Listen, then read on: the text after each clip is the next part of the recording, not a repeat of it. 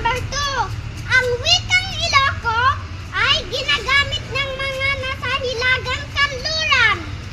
Kabilang na dito ang Ilocos Norte na pinagmulan ng aking tatay.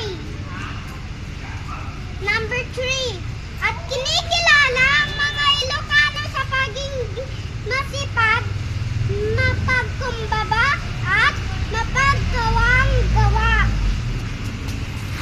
Bago ko tapusin ang presentasyon na ito, nais ko pong ibahagi sa inyo ang isang munting tula na pinamagatan Buksingero na ginawa po ng aking tatay.